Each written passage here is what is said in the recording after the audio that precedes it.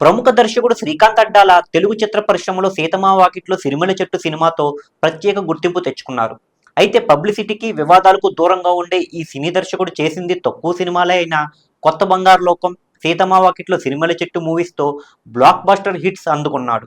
కానీ super star Mahesh బాబుతో తీసిన బ్రహ్మోత్సవం మూవీతో ఘోర పరాజయాన్ని మూటగట్టుకున్నారు.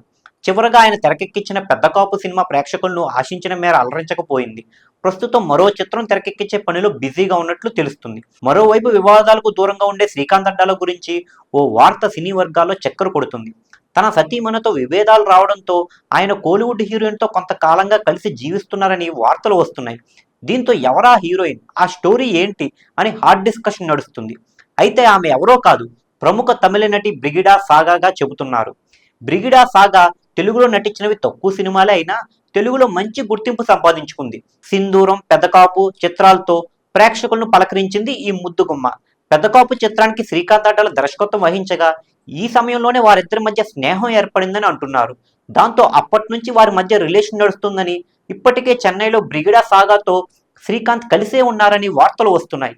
ఈ కారణంగానే తన భార్యతో శ్రీకాంత్ అడ్డాలకు గొడవలు జరుగుతున్నాయని టాక్ నడుస్తుంది. అయితే బ్రిగిడా సాగాను తమిళ చిత్ర పరిశ్రమకు పరిచయం చేసిన వ్యక్తి నటుడు, దర్శకుడు పార్థిబన్.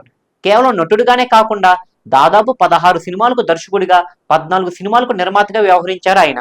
100కు పైగా సినిమాల్లో యాక్టర్గా కూడా మెప్పించాడు. యుగానికి ఒక్కడు సినిమాలో రాజుగా ఆయన నటనను ఎవరూ మర్చిపోలేరు. అయితే దర్శకుడు పార్థిబన్ ఈ జంట గురించి ఓ ఇంటర్వ్యూలో ఓపెన్ అయ్యాడు. బ్రిగిడా సాగా తన కెరీర్ను సడన్గా ముగించే నటి కాదని ఆయన వివరించాడు.